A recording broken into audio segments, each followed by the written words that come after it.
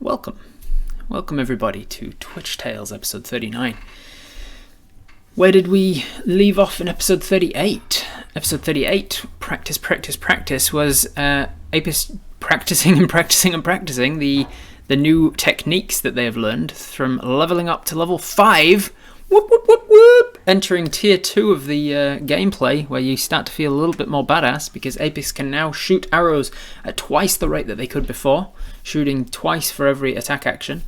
Apis now has a couple more spells, including level 2 spells, and if I was a Totes Profesh streamer, I might have actually got my inspiration and my berries already sorted out there, look.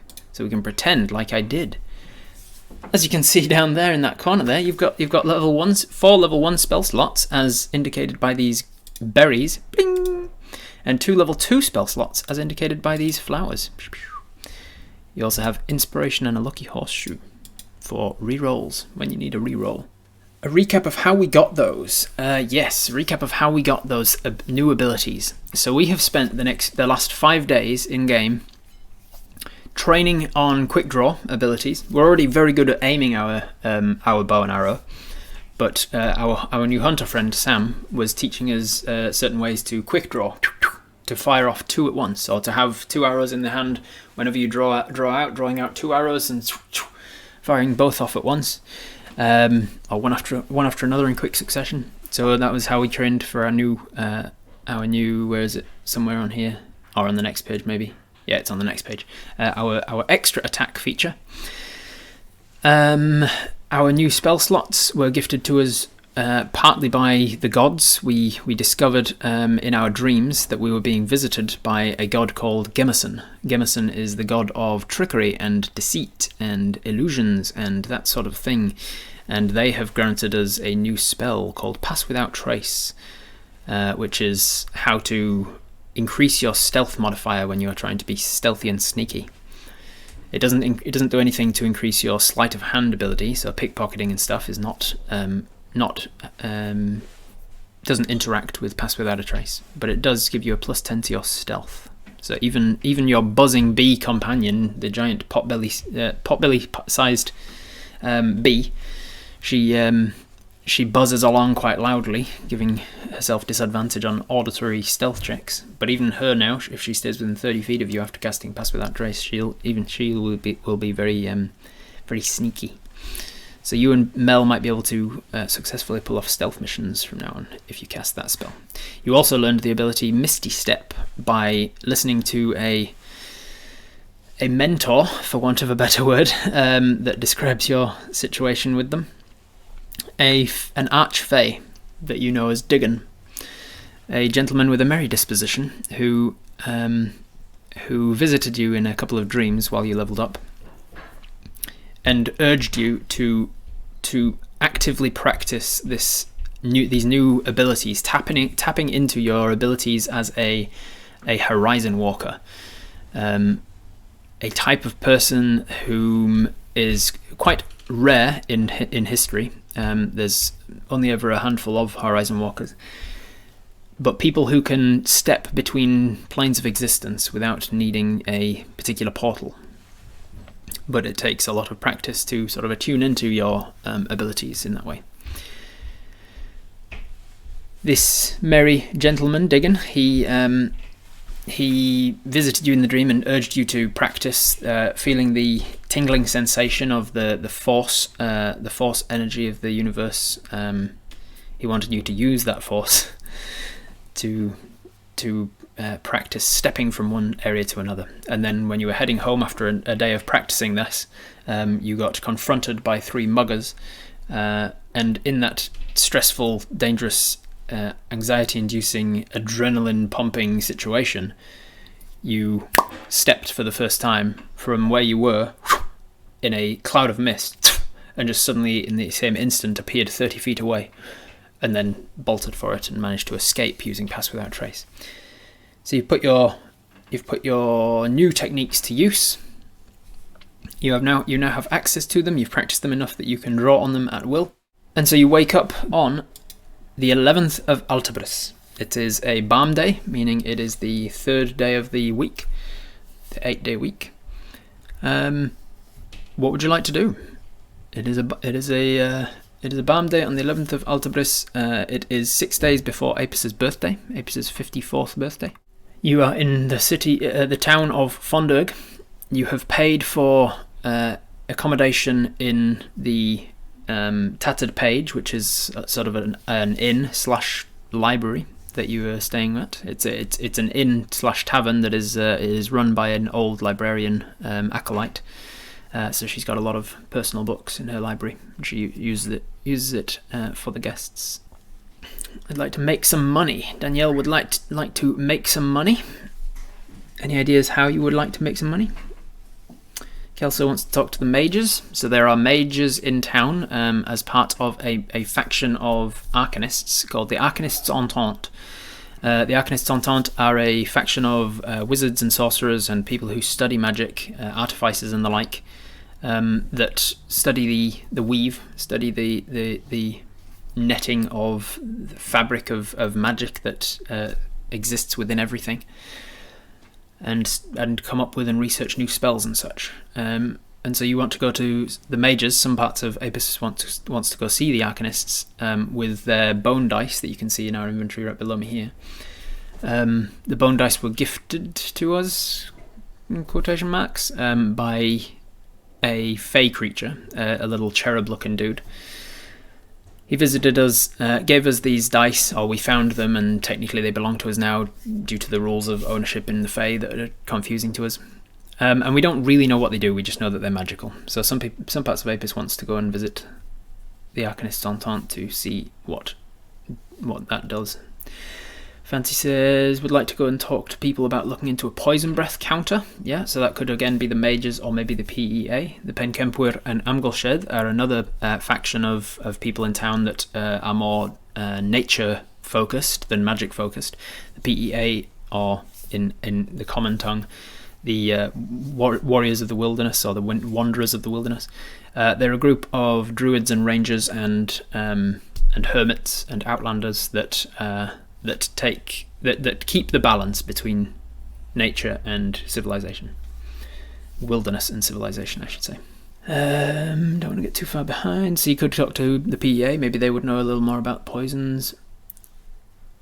Go to the mayor to ask for a meeting about dragons, and then go to the Arcanists to investigate dice and magical storage prices. Magical storage prices. So you want to look into the price of a bag of holding, perhaps. Is that what you mean? Go see the PEA, find out if they know more about the dragons, search for books about dragons, maybe go dragon hunting. There's a lot of people interested in searching more about this dragon situation. A big city with everyone, so we're on the same page with everything. Yeah, a big meeting with everyone, so that we're on the same page. Just get the mages, knights and the PEA all together, so get everybody on the same page. It's possible. You'd have to probably set it up. Use our dice to decide what to do next once we narrow it down to a couple of things. You could try and use your dice for that. We've just fought some dragon hybrids and we have a history with dragons. They killed our whole village. That is true. That is something that I have not recapped for people who are just joining us today. So just as a history recap of Apis and their background, about 3 years ago when Apis was about 50 years old, as a dwarf that's pretty young, it's about the equivalent of like a 25-year-old human.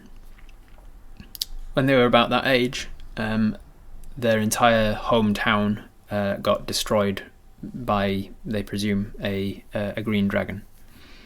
So they've got a favoured enemy of dragons. What was I saying? So the Penkempur and Amgulshed are a faction of druids and rangers and people who maintain a balance and an order between wilderness and civilization. So that's the first option. Go and talk to them about the the dragon situation that's going on, see if they know anything more about dragons and where dragons fall in that wilderness civilization thing, and whether they're an abomination or whether they are meant to be left up to their own devices, whatever it is. The Arcanists Entente, we could visit them, which is a faction of mages and sorcerers and things. We could ask them about poison poison immunity and how that works magically, and whether there's anything we can do about that. We could visit the mayor. If we visit the mayor of the town, we could introduce ourselves, for the one thing. We haven't visited the mayor before. We could introduce ourselves. We could ask what they're doing about the dragon problem, and we could ask them to set up a meeting between the three major factions in town. the Arcanist Entente, the PEA, and the Knights of Kavosna. And we could attend that meeting so that everybody's on the same page and we've got all of the information. Or the fourth option we currently have is that we could read about it. We could read about dragons and spend our time reading books, trying to learn the information that we need in the library, essentially. All right, with 40% of the vote, people want to go see the mayor, followed by the Arcanist Entente with 30% and the PEA with 23%. If I drop it, so here's how preferential voting works, and I tend to do it this way. If nobody got the majority, i.e. nobody got over 50%, that means that there are more people who voted against going to the mayor than the people who voted for going with the mayor. So what we're going to do is I'm going to get rid of the lowest vote of books. If everybody who had voted for books voted for the mayor still wouldn't have got over 50% of the vote. So I'm going to drop off the PEA and the books, and we're going to do a runoff vote between the top two, mayor and arcanists. So, with Apis deciding, not really voting, because it's all happening within Apis's head, with 76% of Apis's synapses deciding that they should go to the Arcanist Entente for various reasons. Multiple reasons include, but may not be limited to, depending on what happens when we get there. Understanding the dice. Some people want to get these dice identified and work out what their properties are. Some people want to ask the Arcanists about dragons and the history of dragons and what we know about dragons from a magical perspective. Some people want to ask about poisons and how poisons work from a magical perspective, and if there's anything or potions or spells that can be done to prevent poisons or make you immune to poisons, that sort of thing.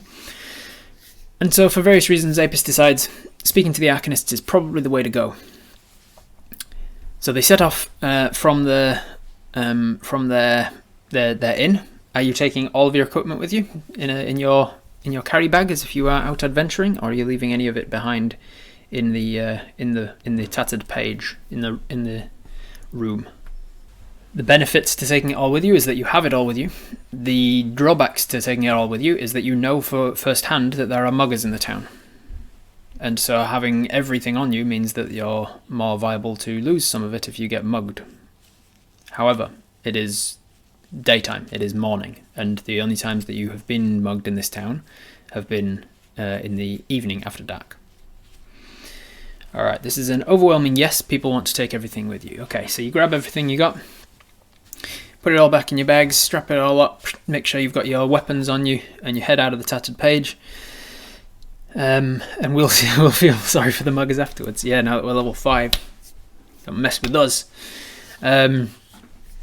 You walk through town, and Mel comes buzzing down off of the nearby rooftop to come with you. And you realise as you walk out into the town streets, you don't know where the Arcanists Entente are. So how are you going to find it? How are you going to find out where they are? Are you going to just walk the streets looking for a building that says Arcanists Entente? Are you going to ask some passerby if they know where it is? Are you going to pop back into the inn's reception and ask the lady who works here? Are you going to ask the dice where the Arcanists Entente are? Didn't the PEA mention where they are? No, they mentioned that they exist. I don't think they mentioned where they are. Did they? I might be mistaking that. Ask the receptionist. Alright, so we ask the inn lady. So we go back in and ask Andrea, I think her name was. We ask Andrea, who runs this tattered page inn. Excuse me, do you know where the Arcanists Entente are? She is quite an intelligent lady. She's an ex-acolyte of a knowledge god, a god of the knowledge domain. So she does have quite the intelligence, and with a 17 on the dice, plus her intelligence modifier, yes, she definitely does.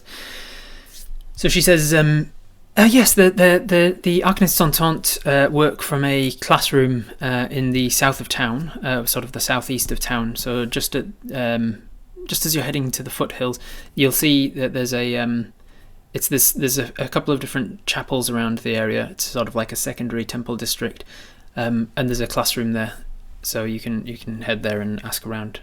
I don't believe it's a very large entente here in Fondirg, though. You see, that's fine. I just got a couple of questions I want to ask them, and so you leave and you start walking across town towards them. It is like I'm picturing the tattered page where you've been staying. is in the northwest of town. That's where I've been picturing it. So it's pretty much right across the middle of town. So you get the chance to enjoy Fondirg a little bit as you walk. It's a relatively busy, bustling town, especially on the third day of the working week. Everybody's well and truly into their working schedules. There's people selling things on the street. There's people selling services, and there's other people in more residential parts bashing rugs and doing their washing and hanging out their laundry. There's a couple of stalls you pass. There's a bit of a temple district that you walk through that's got a town square in it. It's got like a large statue in the centre of a human man. You continue walking. Eventually you get all the way to the southeast of town, where you enter a secondary sort of temple district that is much less temples and more chapels and small churches and places of worship. You know, and most of people in the chat know as well, but for anyone who's new, in my world a lot of the places of business are also doubled as places of worship to respective gods. So like the bathhouse, for instance, is not only a place of business where you can go to get washed, but it's also a place of worship to the god of purity and cleanliness, Serani from memory. The greenhouses on the outside of town are places of business, of course, places of work, but they're also places of worship to the gods of plant life. So in that respect, a lot of the places of business are also places of worship.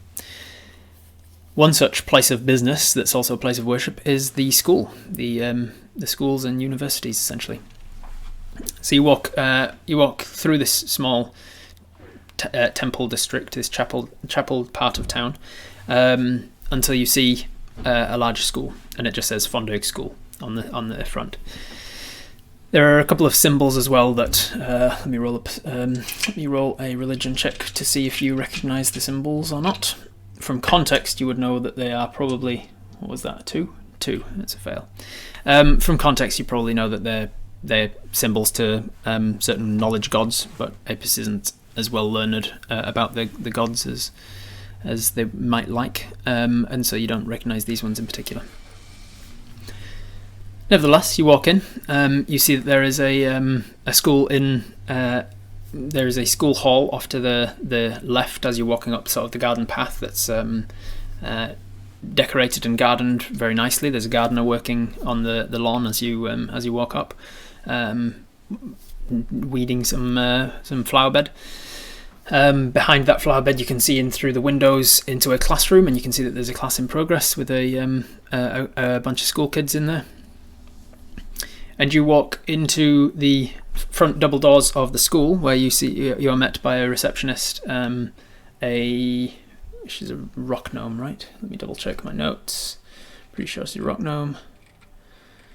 Arcanist Entente, yes. A little young rock gnome woman, who greets you and says, "Hello, welcome to Fondirg School. How can I help you? Are you here to enroll in classes?" Or looks at your equipment and your weapons and things and says, "I'm guessing not."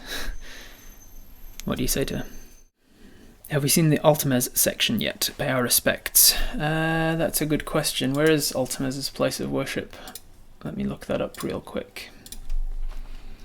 Don't remember off the top of my head. Altemez. It's a menagerie, of course. Duh. Altemez is the god of hunting, and his place of worship is a menagerie or a zoo, which is why Shadridge, the small frontier town that we originally started this campaign, has just made a menagerie as a place of worship towards Altemez. We have not yet been to the menagerie of Fondirg, if they even have one. It wouldn't. Usually those things wouldn't be inside the town. They would be on the outskirts of town. We have an item that we would like to discuss with an Arcanist member, if that's possible. Yes, I'm here to discuss with an Arcanist member, if that's possible. I've got an item that I believe to be magical that I would like to discuss with them, if there's anybody available. And you see with your passive insight, you can see the rock gnome's eyes sort of light up at the mention of a magical item, and she says, Oh, a magical item. Is it the bow? Can I see it? No, it's not the bow. What do you say about showing this receptionist? She's clearly quite interested in this magical item, and I think Apis would know. What's your culture? What's a culture check? Just a general history check, I think. Hey, nat 20. Nat 20 plus 3. 23 history check. You would know, Apis definitely knows, that gnomes, particularly rock gnomes, are well known for being fascinated by tinkering. They have a natural inclination towards understanding how things work. They're a very curious species.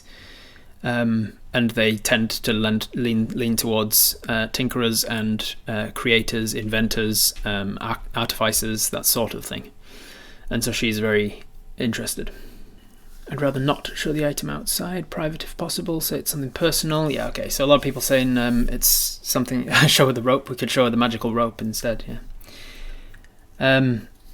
Say, I'd rather show it in private if possible. It's not something of it's a personal thing. And she says, "Oh, right, you are.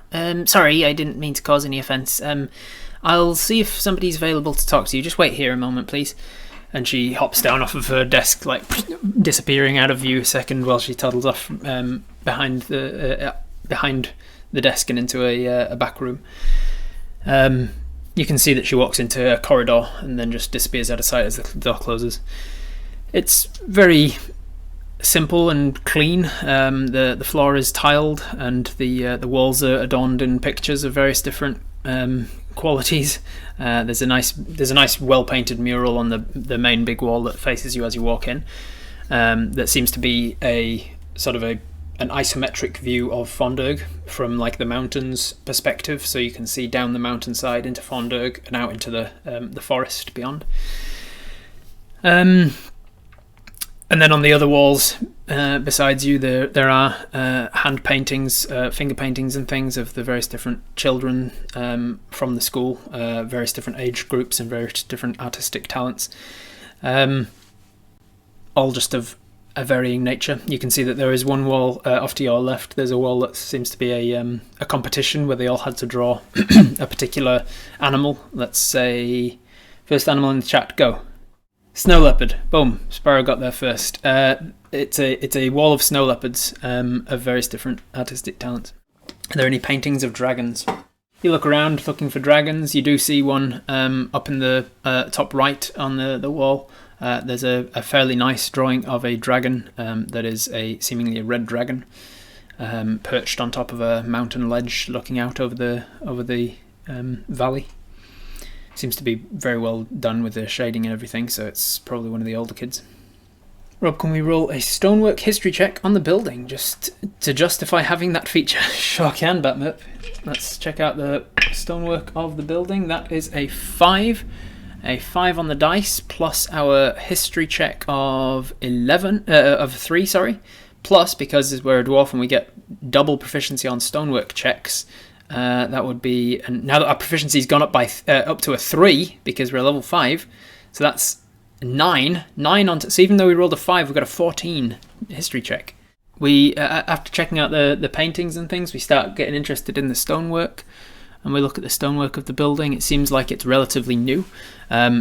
You, as is wont to do in a human civilization, you note that they've kind of ruined the beauty of the stonework with the awkward plastering and tiling that they've done on the inside of the walls, and you lament the fact that humans never just make a bare stone building and enjoy the beauty of the stonework. They don't put as much thought and effort into understanding the natural veins and striations in rock and using that as your geometry within your house. And so you don't really get to see the stonework of this. Instead, you see the plasterwork. And you see the tile, and you look up to the ceiling and see that it is a wooden beamed rafters holding up a thatched roof that you can't see from the inside, but you can see the wooden beams holding up the ceiling, which holds up the loft space. So lamenting the fact that you don't see the stonework, but that in itself is enough to tell you that it was very much human-made and probably relatively recent, given the plasterwork isn't all faded and worn. There is quite a bit of wear on the tiles on the immediate inside of the doorway, and so you can see that the tiles have been put in quite some time ago, but the walls have possibly been replastered. Just as you're pondering the history of this school, there's some footsteps coming back down the corridor towards you, and the door opens, and it's the same little rock gnome who says, "Yes, if you'd like to follow me, Vala's free to meet with you now." And you say, "Right, you are. Thank you." And you walk in to the to the school, and she says, "I just ask that you make sure to keep your weapons sheathed while you're in the school. Of course, you probably will, but just want to say that so that it's definitively been said." And you say, "Yeah, of course, of course." Who's I'm meeting with? Sorry. She says, "Vala. She's one of our deputy masters. Well, she's sort of the head of the school. Not that she'll really tell you that." And so you follow this rock gnome down the corridor until she gets to the door, this office door that is standing ajar. And she says, "Vala, this is... Sorry, I didn't catch your name." What do you say is your name? Do you give the full name, or just Apis, or do you give her a fake name? What do you guys think Apis would introduce themselves as? Apis? Just Apis? Apis? Cool, just Apis. The name's Hive. Apis Hive. You see, I'm just Apis. I'm assuming that because you've gone inside, you've probably left Mel in her element outside with the gardener. Mel, let's retcon a little bit and say that as you were approaching the doors of the school, Mel says, "Can I go and talk to that man about... can I go and see if I can see some of those flowers?" And you say, "Of course, Mel." You say, "Excuse me, sir." And the gardener looks over. He's an elderly gentleman, but keeps himself well trimmed. He's got a little bit of an athletic build, a relatively short, stubbled beard with more of a white goatee.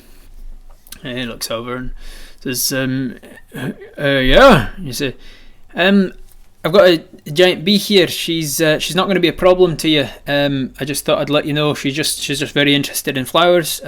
She can just mind herself around your flowers. Is there anything?" And he goes, "Yeah, giant bee, eh? It's been a great many years since I've seen a giant bee. not in this town. Yes, by all means, so let her go free. Just tell her to steer away from these ones over here. I'm still working on the arrangement of those. I don't want to get messed up." So you tell Mel that. Just stay away from those ones. And you tell her this in Sylvan, the language that you share together. She says, "All right, you are," and then she buzzes off into the flower bed. So then you go inside, and we proceed as normal. You walk into Vala's office, and you see that there is a tall, slim human woman. She politely dismisses the rock gnome and says, "Thank you, Nira. That'll be all." "Hello, Apis. It's wonderful to meet you. Have a seat." And she offers you a chair. It just seems almost like a dining chair, but it's got a built-in cushion that's not embroidered. That's not the right word. Upholstered into the seat of the wooden chair. She's got a fascinating office. As you walk in, you've got a decent passive perception. Your perception would be you've got a +5 perception modifier now that you've increased to level 5. As you walk in, you see that she is a slim human woman. She's probably in her mid-40s by looking at her.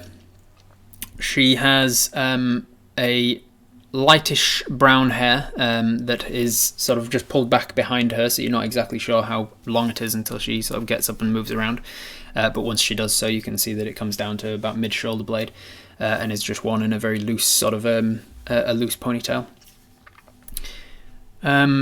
She seems like she's seen quite a bit, in that she has quite a... she doesn't have a naive look about her, or a naive sort of a look in the eye. She seems stern but approachable, if that makes sense. Like she's busy and is happy to see you and talk about what it is you need to talk about, but you shouldn't be just general chit-chat and small talk wouldn't probably go over too well with this woman. This is the sort of passive thing that you're picking up immediately from her demeanour and how she's talking to you. No nonsense, yeah. She's just like absolutely happy to talk with you if you've got something that's worth talking about, kind of thing. The principal, yeah. She's very much acting like the principal of a school. You've just walked in and asked to see the principal, and she's set aside what she was doing to see you. Looking around the office real quick as you walk in, you see that there are a variety of interesting objects around the place. There's things that you don't recognise of a sort of geometric pattern nature of a sort of a twirling triple helix almost that goes to a point, and then the point is a triple claw around a spherical black stone that is sitting on a shelf off to your right on the top of a set of drawers. On her desk, she's got something akin to a Newton's cradle, but the gemstones are all different colours, and they seem to be made out of glass, more like glass marbles, and they're not rocking back and forth. They're just kind of gently sort of bobbing up and down. On her wall, there's a few different posters. There's various different pictures of just landscapes. There's one portrait on the wall of a particularly, like, you'd look at that and go, that's a wizard. He's wearing a sort of a floppy brimmed hat with a longer point to it and a very long beard, and he looks very stern and serious. And there's a name written under it in a very cursive writing that you don't catch as a first glance. Generally, she's got interesting items in her office. She sits down. You sit down at the chair opposite the desk, and you say, "Greetings. I've been given a particular magic item, or some magic items. I need your help identifying what they are, and maybe get information about them. Could you be the person to help me with that?" And she says, "Yes, of course. What sort of? Tell me a little more about what these items are. Where did you get them? Who gave you them? What do you need identifying about them?" "Thank you for taking the time to see me. Hoping you might be able to tell me about these dice." So what are we? We're just interested in the dice first. Is there any other thing that we need identifying, or is it just the dice first, and then we're going to talk about dragons and stuff after that? "Come into possession of another magical, but I'm concerned there might be some drawback to using them." "Would a mage be interested in manticore spines, or have we gathered them for something specific?" "We gathered them.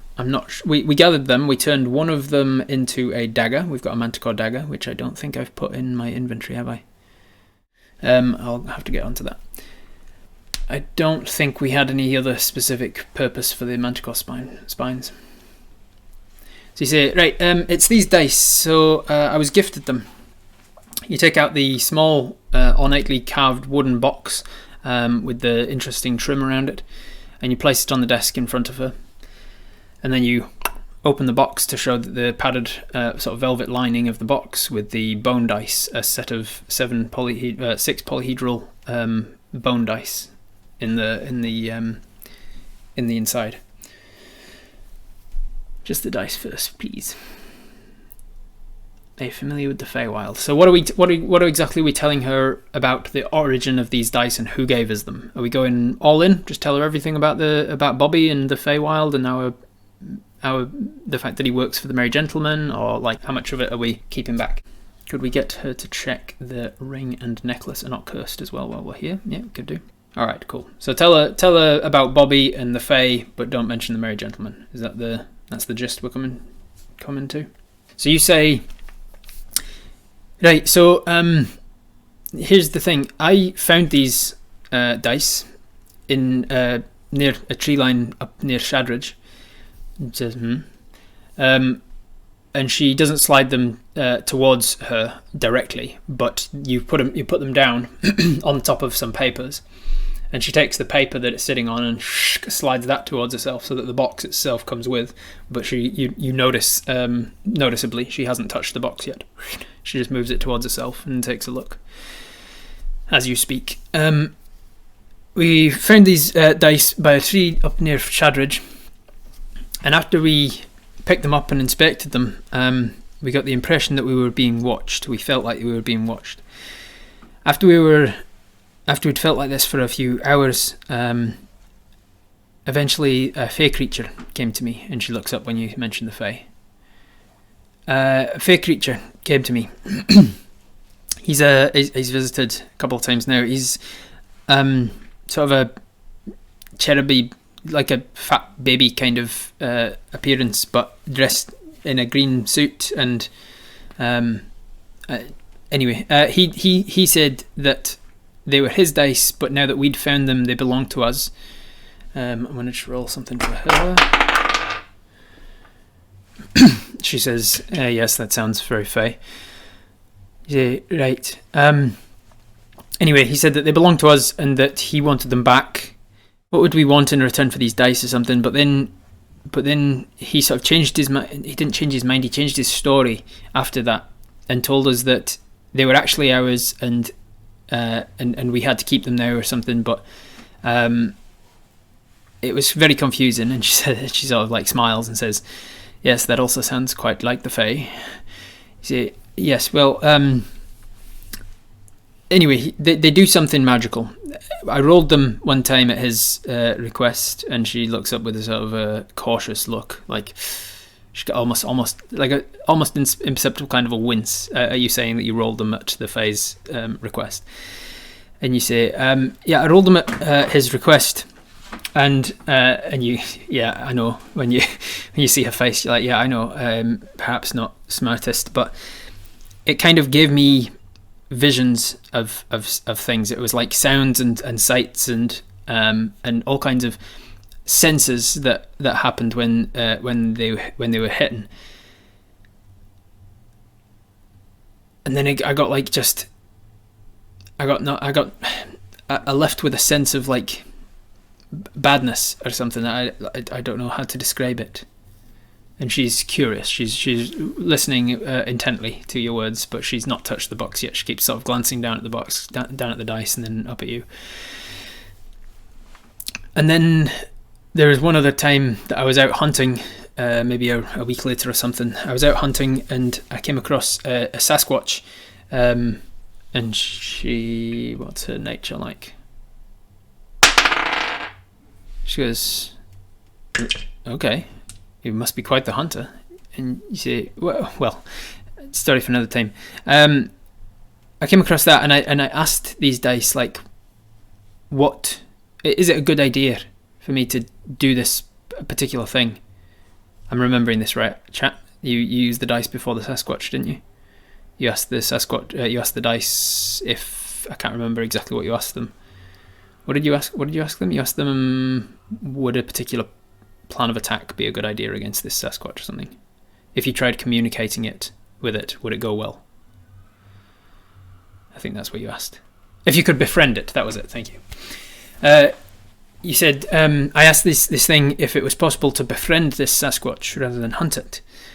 And I was left with a feeling of negative again. Like I rolled the dice and I felt negative.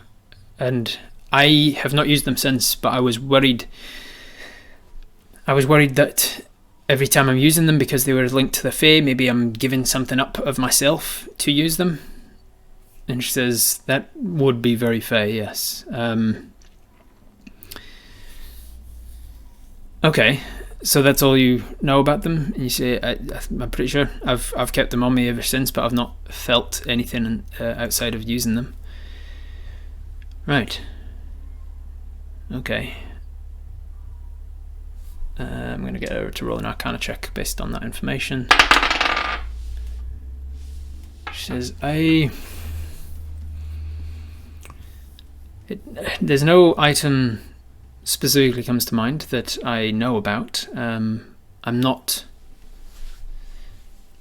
wouldn't call myself an expert in magic items of the Feywild. Let me have a look at them. You said you've touched them and nothing. Do you feel anything when you touch the dice? Do you still feel like you're being watched? No, it was just that one time that when I first found them, it felt like I was being watched. Until the cherub fae thing arrived. Eh? And told you that they were yours now. Okay. Can you describe this fae creature to me a little more? And you do so. You describe Bobby in best detail as you can. He was almost like a sprite crossed with a cherub. He was about the size and structure, body structure of a cherub, but with a more malevolent, perhaps malicious, not malicious, a curiously prankster-esque demeanor to him, like that of a sprite. He seemed to fly without wings, without the need of wings, and wore green plant-based accoutrement. Mischievous, yes, a very mischievous nature. Cheruby fat baby in a suit. That's basically what he was. And she says, right, I'm going to roll her a nature check. When it counts, eh? As I say, I'm not a leading expert in fey creatures specifically. There are a number of fey creatures that I know about that could fit the bill. We gave him the name The Little Shit, but apparently his name's Bobby. It says on there in Sylvan, and she says, yes, I can read it. He says, oh, you speak Sylvan? She says, one of many, yes. Right, well, I don't know what he was. Does that help? And she says, it probably would help to know what he was, yes, but it doesn't matter. I can identify. I'm going to roll a percentage check that she is curious enough about this that she's willing to do it for free. If she is curious enough about this, then she'll be willing to do this for free. Otherwise, it is a service that she offers that she'll ask for payment for. Hey, 009, meaning that we've got less than we rolled a 9%, and you always have to roll under the percentage chance that I gave it. So 9 is sufficiently low. She says, I normally charge a fee for identifying items like this, but you've piqued my curiosity enough on a personal level that I'm willing to do it for free. Just give me one moment here. I need to set up a particular ritual. Are you in any sort of a rush? Are you in any sort of a time constraint for the day? No. You take your time. She says, right. It will save me a little energy if I can take a little more time to focus on them is all. So she gets up and closes the office door, comes back round and starts to put the papers she was working away into a drawer by her desk. She sets it up until eventually it's the only thing that's left on the desk, and she puts on a pair of silk gloves that she then moves the box aside with and puts the paper that it was sitting on the thing, until eventually there's practically nothing on her desk except for this box and this weird sort of bobbing Newton's cradle situation. And then she starts to just focus on it. She's really like just studying it closely from all angles, and she starts muttering to herself a little. And then it's the geometry isn't right for the thing to be working, and then we've got some dice suggests the numbers, but the numerology of this isn't quite right because there's a 20 side. I mean, it's quite clear that they're polyhedrals, isometrics. So it shouldn't be. So there's but it wouldn't be fey. You wouldn't make a wood box out of this. You don't find that sort of a thing on the fey. So it all indicates that we've got power of the divine. So then we've got divine divinity. It could be auroras. There could be something of nature from there. It could be an augury, I suppose. That could work. Every so often she'll break off to ask you clarifying questions about the time that you used it. Did you see any? Did you smell burning? No, it's probably, if you didn't smell burning, it's probably not. Have you ever been? Are you an only child? You say no. No, it's not that then. Did you know your parents? And you're like, what the fuck does that make a difference? You're like, yes I did. You knew your parents, okay. So that's not the reason for this. So then when we could, okay, I think I've got an idea of what they might be. And she opens up a drawer. In fact, it wouldn't be in a drawer; it'd be on her person. She keeps it on her person. She takes out an item from a sheath. It looks almost like a personal knife, like the sort of thing that you would carry in the medieval times for cutting up meat and stuff. It looks like just a personal hunting knife or a dagger or something. But as she removes it from the handle, you realise that the blade of it is not actually a blade at all. It's just like a thin sheet of metal that isn't sharp on the edges, but it has sort of a triangular cross section to it, like an isosceles triangle. And down one side there's just arcane runes. I feel like we're getting a horoscope drawn here. She draws this out. Down the other side it seems like it looks like it's been made out of two different metals on the two different sort of isosceles parts of this cross-sectional item, because of the two different natures of it. One's almost like a shiny silver and the other's like a duller copper kind of colour. And there's no runes on either of those sides, but there is down the sort of matte, almost stony grey side of this blade. And it doesn't go into a point, it goes into like a rounded tip at the end instead. She takes this out and she starts to sort of rub her thumb along one side of it, muttering certain incantations, and then she flips it over and almost starts to caress these runes on them that start to you can't quite see from your perspective, but you can see in the diffusion of her face. You can see that they must be lighting up in various different colours, because you can kind of see the glints in her eye and stuff. And sure enough, as she turns it over, you can see that these runes, each rune is lit up in different colours. And she starts to sort of trace it around the desk, around the object that she's the box in which the dice are sitting. She still hasn't picked out any of the dice or really touched the box, other than to just move it off of the piece of paper. And she draws this circle around it. The first thing you notice is that it's basically a perfect circle. She's obviously very proficient at doing this, and she's basically got this hand-drawn perfect circle around this thing. And as soon as she finishes the circle off completely, this web of light appears on the table beneath, in between the circle, and it's this most beautiful fractal sort of geometric pattern that fills in the circle beneath the box. And then the box itself starts to like very faintly glow with like a very translucent golden light.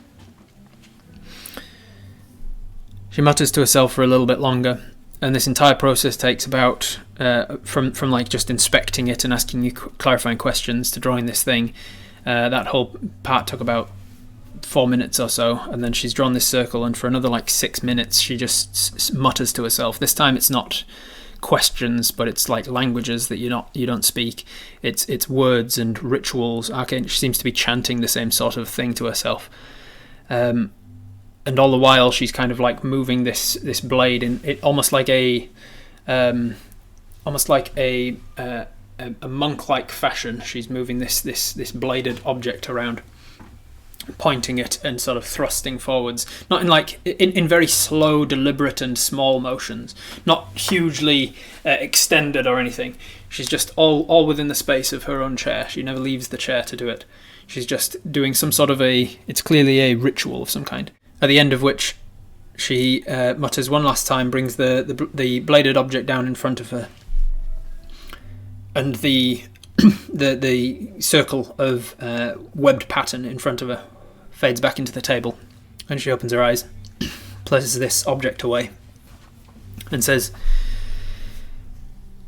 "Yes, it is what I thought. These dice are a component through which you can ask a higher power a particular question of a divinatory nature. There is a spell that I know that does a similar thing. It is known as augury. It seems you used them in the correct way when you asked whether or not this Sasquatch could be befriended. You see, the intent of your question must be for the spell for the magic to be most effective.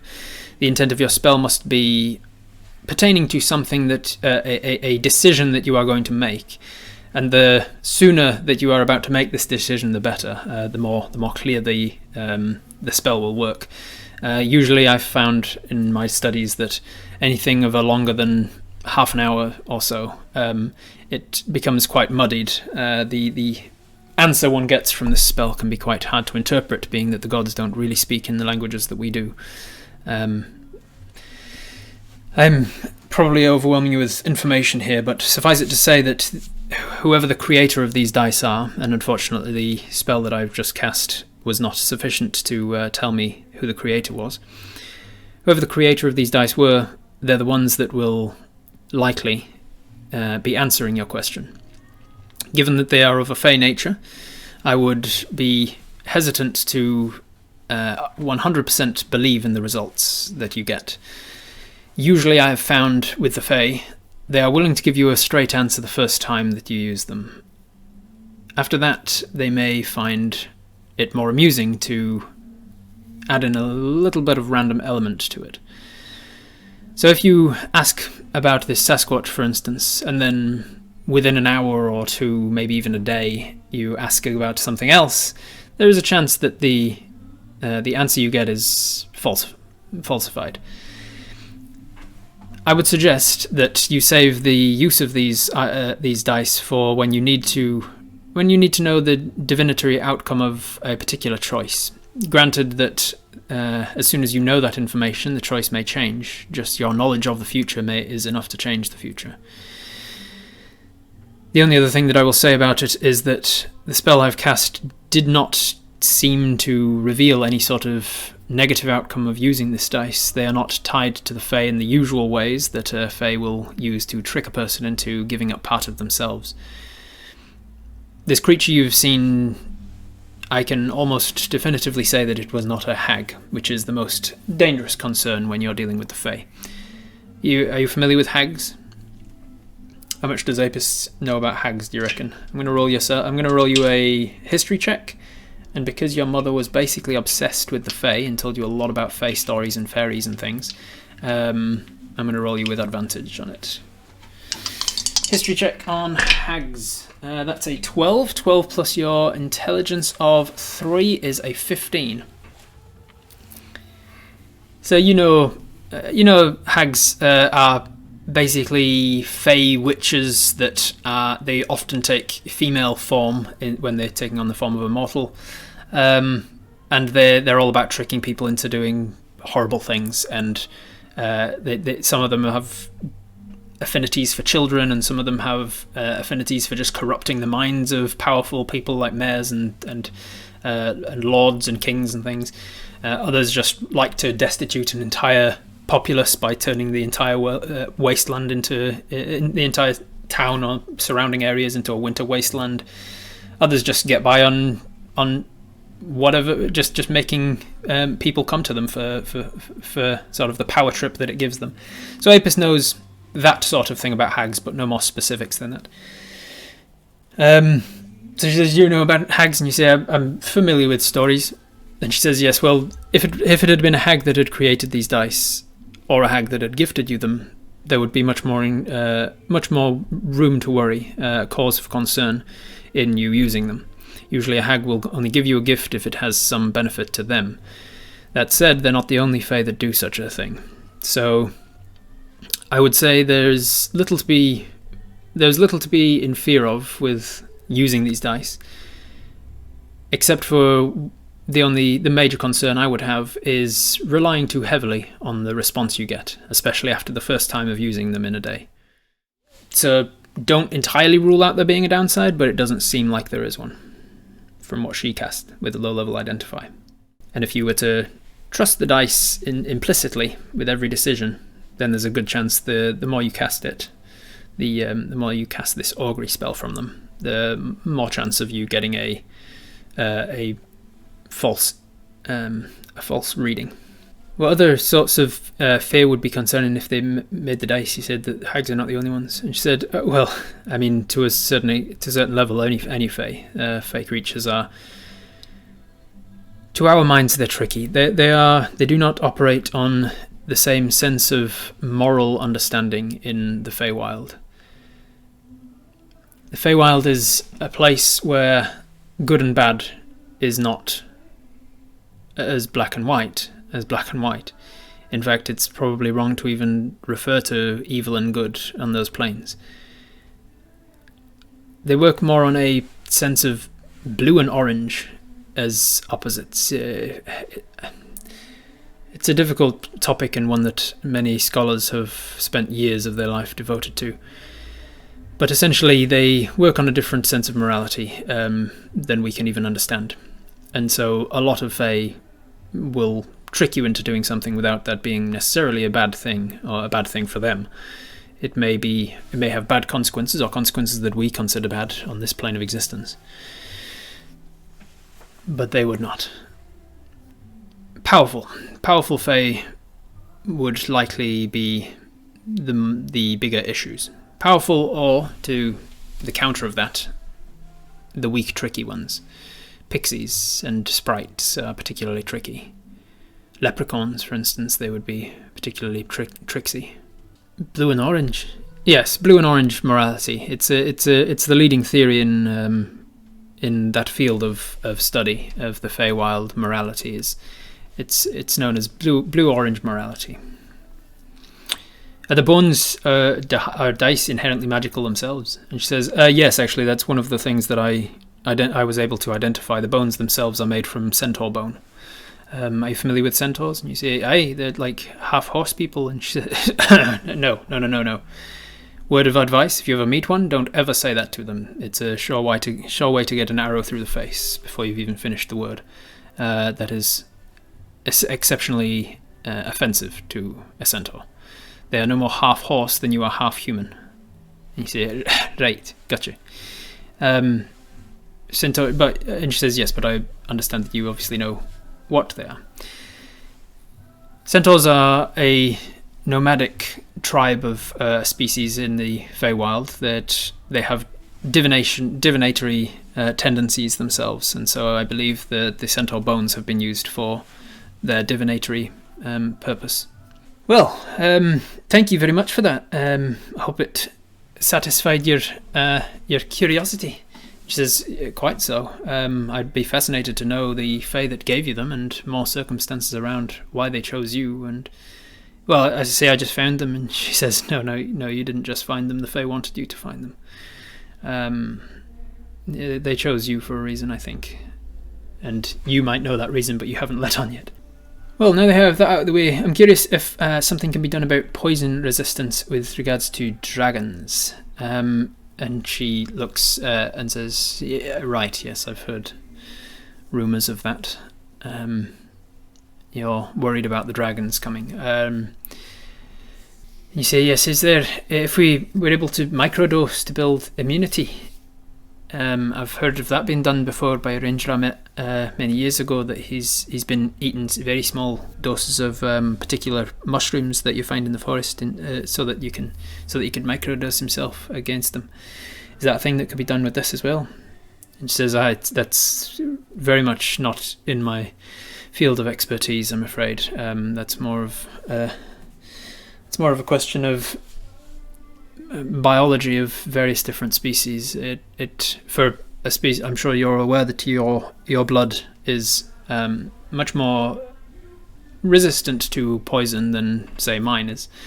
The blood of a person is much more my territory. I've been studying blood for some time, but more in the way of its magical properties rather than the biological makeup of it and how poisons interact with them specifically inside of a living organism. How about potions to interact with it, counteract poison? She says there are potions that will resist a person to damage from poisons of various natures. They are not easy to come by, but we do not have them nor sell them here at the Arcanist's Entente. You'd probably be better to talk with the Pencampur and Emilshed about poison potions. They're the ones out in the wilderness and actually dealing first-hand with poisonous creatures, as well as growing various herbs and medicines needed for creating such poisons. You say, just as you take the box back with the dice in it, you say, well, these bones would have come from a dead centaur then? And she says, yes, I highly doubt that they would have been created from a living centaur's bones. What kind of magical storage do you sell? As you put the box back in your bag and are reminded for yourself that you have very little storage anymore, you say, "Do you just a side quest? Do you know if I can find a bag of holding anywhere, or something that can hold more objects than this?" She says, "Not in a town as small as Fondirg. It's unlikely. There are larger shops that will sell magical items in larger cities. If you went to the south, I'm sure you'd be able to find something in various of the southern cities. The port towns, of course, you'd be able to find them there. There would probably be bags of holding in the town, but you'd have to find someone who is willing to part with it, a private seller, if you will." "I'm worried about going for the dragon." You see, "No, I'm actually worried about going for the dragon, not the dragon coming here." And she looks at you and looks at your bow and arrow, looks at the sword on your hip and says, "An adventurer, eh? A hero. You're not with the Knights of Kvosna, I see," and looks down at your forearm and see that neither of them are wearing braces.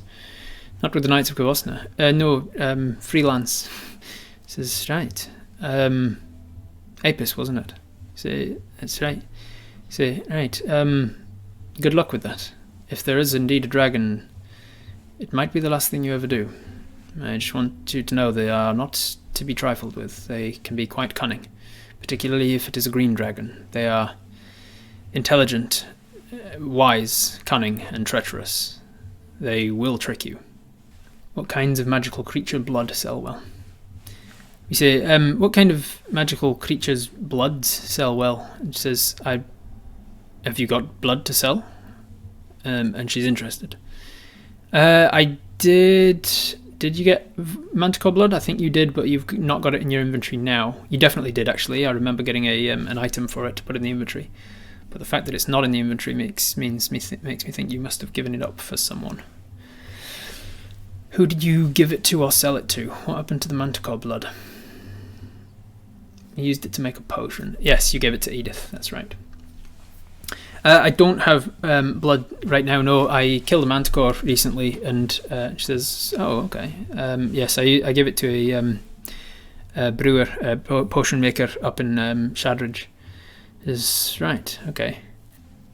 Out of the topic question: "Do you know if there's been any case of necromancy in this town related to shadows?" So you say that. You say, "Is there just off topic really quickly? Just because while I'm thinking of Shadridge, it reminded me of something. Do you know if there's any case of necromancy in this town relating to shadows?"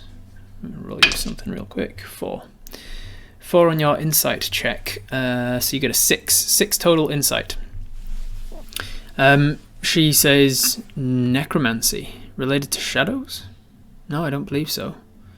"What sort of? Why do you ask?" Do you tell her? Do you tell her why you ask? It's because up in Shadridge, there was a necromancer. Her eyes go wider and more concerned. There's a necromancer known as Sally. She was practicing the arts and killed a few people. Took their shadows, their essence, and turned them into sort of living shadows that would kill more for her. It was a bit of a snowballing situation until we managed to drive her out of town." "Right. Okay. That sounds... You drove her out of town?" "Yes." That's wonderful news that you did so. It's a dangerous art. She came from here. She's from Fondirg.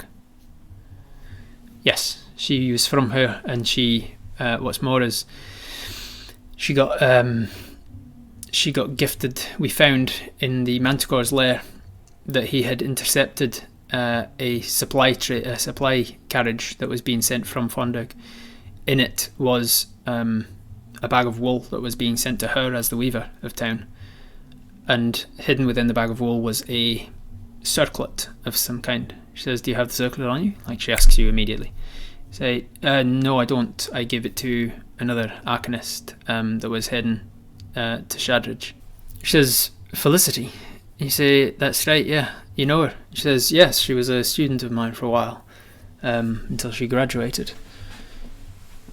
Is she... She's got the circlet now. She says, okay, good. It's in good hands then. Felicity's very competent.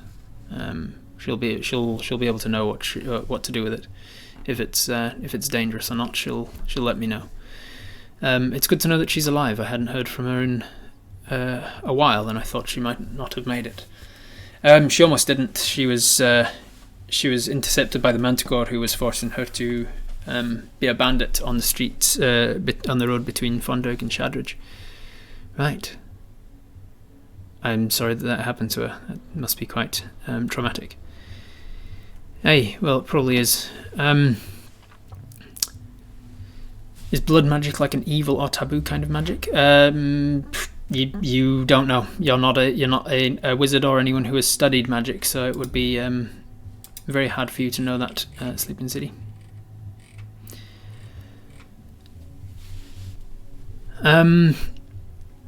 She almost wasn't the Manticore, almost. Yeah, she helped us to kill it, that's right. So, you've asked her about where to get a bag of holding. She said there's no magic shop here in Fondirg. You'd have to go to a bigger city for that. But if you wanted one, you could ask around and see if anyone's willing to sell one that they already have. You've asked her about poison resistance, and she says that dwarves are naturally poison resistant. But if you wanted like a potion of poison resistance, you could probably ask the PEA.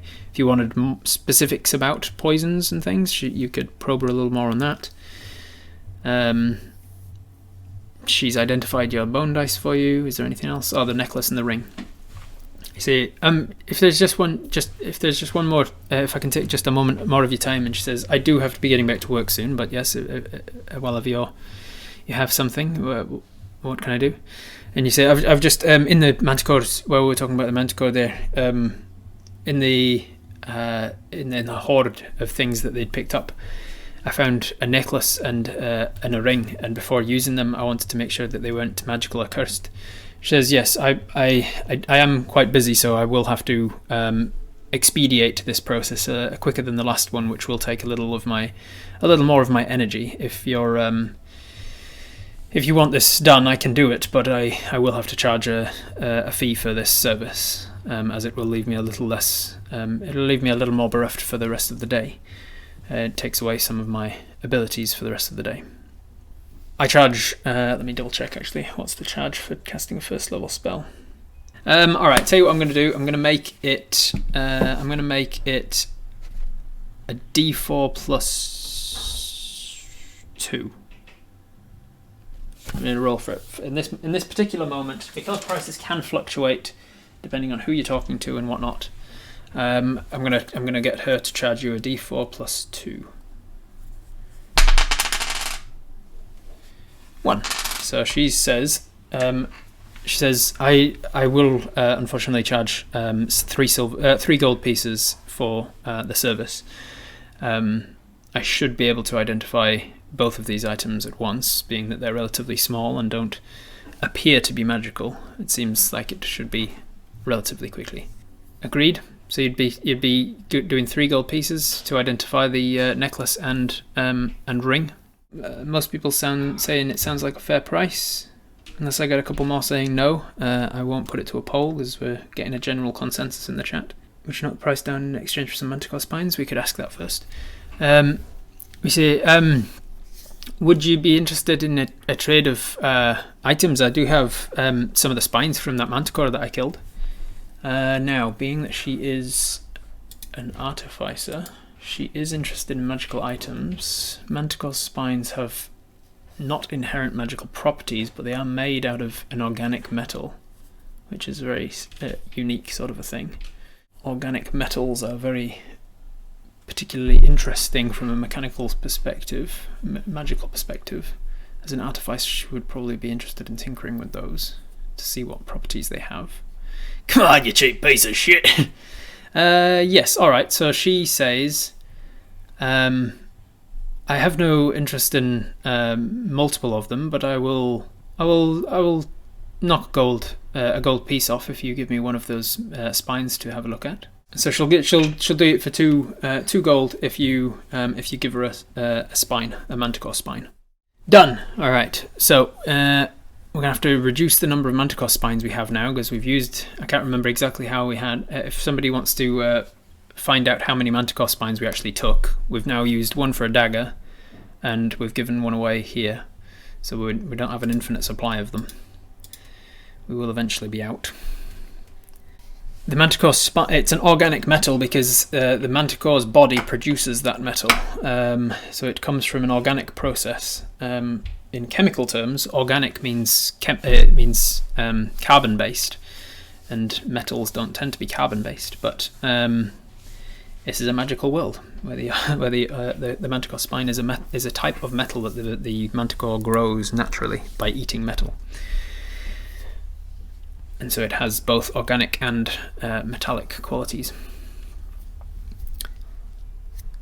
We started with about 10-ish spines, maybe as many as 16. Okay.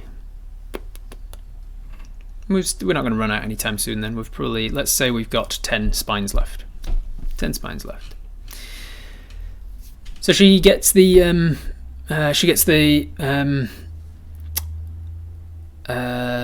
necklace and ring. She gets the necklace and ring out in front of her on the table. She gets out that device again. She runs a thumb along the side of it very quickly this time. Only takes her about 2 seconds to get down the end of it. She spins the circle around it. She does like 4 very quick movements around the thing. It seems like a very succinct, narrowed down version of this thing that she was doing before. And she seems to be putting quite a lot of effort into doing it. And then as she kind of points this wand-like device, this tool, at these things, the golden web beneath them disappears, and she says, unless they are particularly powerful magic, that there are magics that can evade my identification spell.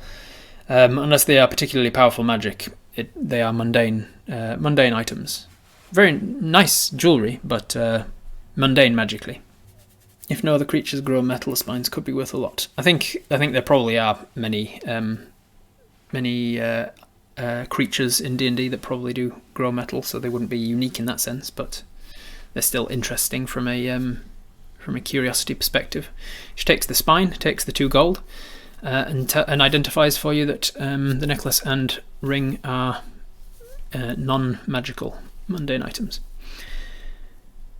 She's also giving you the hint now with her demeanour and body language that you need to sort of wrap up this meeting. You've interrupted her day and she's taken the time. You've been talking to her for like an hour or so, maybe a little less, but she really needs to get back to work. So is there any last thing that you urgently need to ask her about, or are you going to get up and leave? Fire mages and baiting the dragon. Yes, you say, I won't take up much more of your time. Just while I'm leaving, is there anyone here that specialises in fire magic? And she says, I do. And you say, sorry, I thought you said you specialise in blood magic. And she says, I have an interest in both. It's just, I only ask because I was fighting some of these half-dragons before, and she says, you didn't tell me that you'd fought some of them. And she said, yes, I was fighting some of these half-dragons. There was a half-dragon boar and a half-dragon bat and a rat and squirrels. And as I was running from them, I spoke to them in Draconic as a way of sort of intimidating them away from leaving me to leave me alone. And I said, my master will hear of this, and I sort of bluffed that I was working on behalf of another dragon, trying to entice it into making a mistake. I suppose I didn't really think in the moment. I was just doing it because I wanted to try and get away with my life. She says it was probably a wise decision. The dragons do fear very little other than other dragons larger than them. And you say, I was wondering if we could somehow bait it into thinking that there was a red dragon in the area or something, some sort of fire dragon. And she says, it is a possibility. It would be very dangerous to use fire in a confined space like the woods around Fondirg. But it is something to be considered. Thank you for letting me know. See, right. Well, I appreciate your time very much. Thank you, Vala.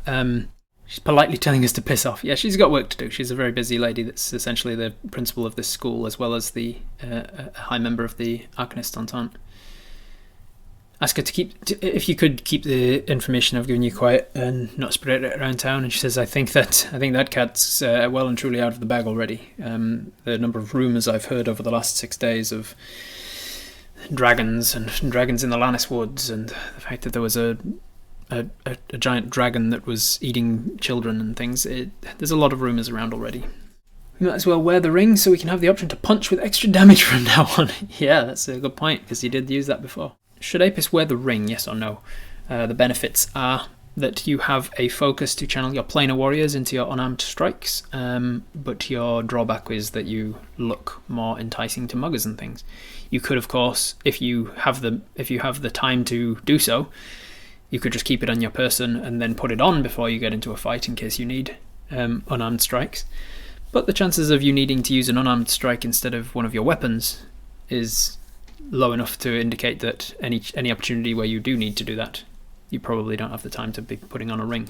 What's the ring made of? It's a simple brass metal band with some sort of a small, relatively clear gemstone in it. It's got like a slightly bluish tinge to it. Doesn't look like diamond, but it's cut a little bit like a diamond. With 76% of the vote saying no, Apis is not going to wear the ring. Need to find something else to wear for focus, something sturdier that won't break when we punch someone with it. Yeah, because if you're doing like a 1d8 force damage with this through this ring, there's a chance that that the clasp will break and you'll lose the stud from it. You can sell it for gold, buy something plain and cheap and strong. Yep, that's a good point. Rarely ever use unarmed strikes. In fact, the only time I did is when we were deliberately trying to channel planar into ourselves during the last session. Yep. Doesn't mean that it's never going to come up, Sparrow. Like sometimes if you are in a situation where all of your equipment's been stolen from you or deprived from you for some reason, and you have only your fists, it could be useful to have something that you could do. Of course, if you're in that situation, there's a chance that they've taken the ring as well. Whatever. Or some brass knuckles, as somebody's mentioned. Go and get some brass knuckles made. Of course, brass knuckles are not cheap to make because they require a lot of very specific metalworking, and so you'd find that the brass knuckles would not be cheap. They would have to be designed specifically to your hand so that they don't break your knuckles when you punch with them. What speciality could make a manticore knuckles? You'd probably have to find a weaponsmith, and even then, maybe a blacksmith could do it, but someone who has done them before, you'd have to spend a couple of days while they actually make them for you, maybe, I don't know. They're also a clear weapon, and could be taken if we were captive, yeah, whereas a plain metal band wouldn't necessarily be taken. That's a good point. Main selling point to me was that we wouldn't have to take an action or bonus action to put the ring on in the middle of a fight. Brass knuckles kind of defeats that purpose. Yeah, if you have brass knuckles but you're not wearing them when a fight breaks out, then you're going to have to take an action or something to put them on. Anyway, we're getting off topic. We don't have them. If you guys decide to make them or go for them, then that's something you can do. Apis is thinking about the ring as they leave the office. They walk out, they pass Nira, and they leave the school as Mel comes buzzing back over to us. Did you get everything you wanted to get, Apis?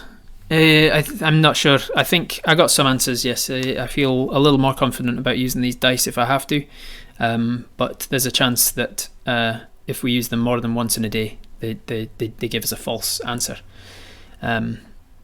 Once per day is probably the limit at which we should use them. Otherwise, we might be giving ourselves false information. Fair enough. Where shall we go now?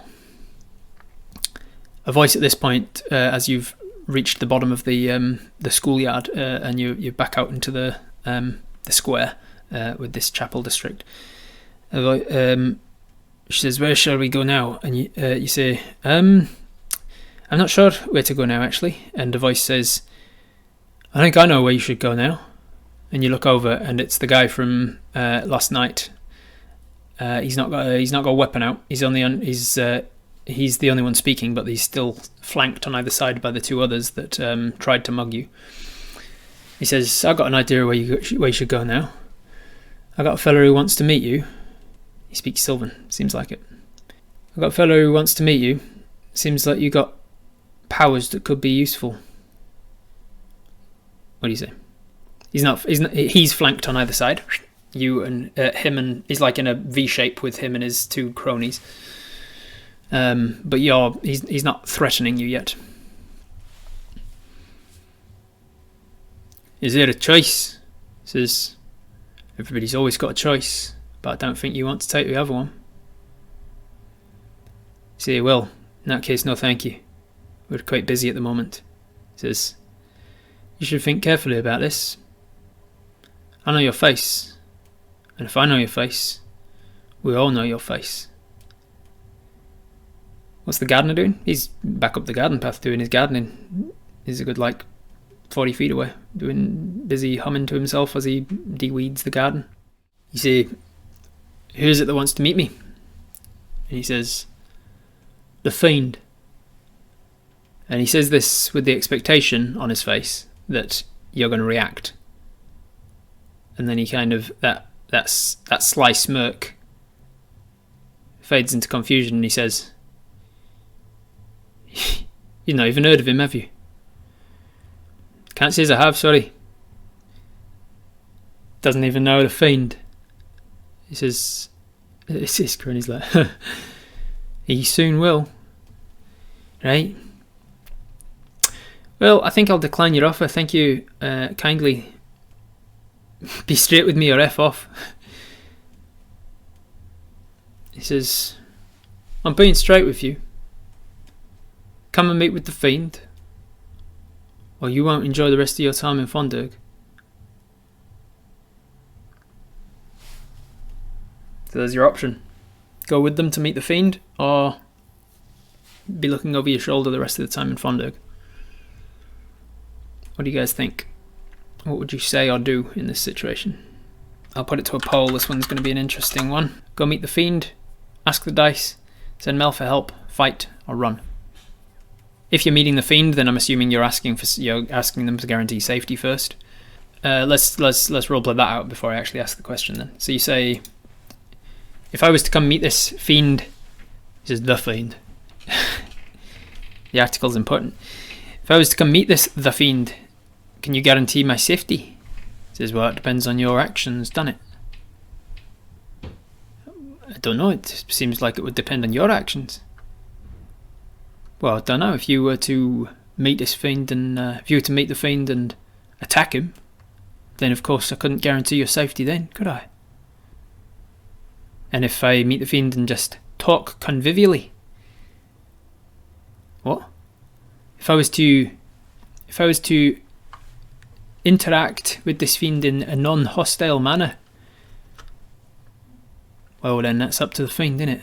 Depends on how convivially you are with him. Alright, so given how he's answered you're asking about whether or not he would guarantee your safety, we're now going to put a 5-minute poll to it, just in case people are listening without being able to get to their keyboards. It gives them 5 minutes to get to the chat. Our options are: go with them now to meet the fiend, ask the dice that you now know to be a divinatory aid, and it can potentially help you know whether or not it's a good idea to go with them or not. You could try and run, you could try and fight, or you could send Mel for help. Obviously, if you send Mel for help, then you have to decide whether or not what you're doing in the meantime while Mel goes to go find help. You can then obviously decide, are we going to run or hide or whatever. With 47% of the vote, most people wanting to ask the dice for the right thing to do. If we lost the final vote, if the person who voted to run had voted to ask the dice, we would have got majority. But we did not. So instead, we are going to knock off the bottom two options, send Mel for help and run, and we're going to re-ask the question. It's only going to be a minute poll. Ask the dice, go with them to meet the fiend, or fight. There's a lot of people interested in our abilities. The fiend isn't special in that regard. Yeah, the gods are literally interested in our abilities. We have no idea what it looks like to an outsider when we roll the dice and experience the whole sensory overload. Yeah, we haven't rolled them in anybody's presence yet, except for the little shit. They very well might be able to tell that we're experiencing something from rolling them, and thus suspect that the dice have magical powers to them, even if they can't see magic emanating from them. If they're saying, come with us, and you're like, give me 1 second, and you get the dice out, and you're like, is it a good idea to go with them? And then you roll the dice, and then you're like, actually, no, I'm not going to go with you. Then there's a chance that they'll be like, what was that? All right, with a revote, we now have a majority.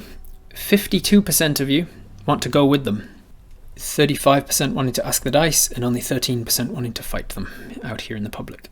So we say, where is this fiend? He says, they're in town. It's not a far walk. All right, let's go see them.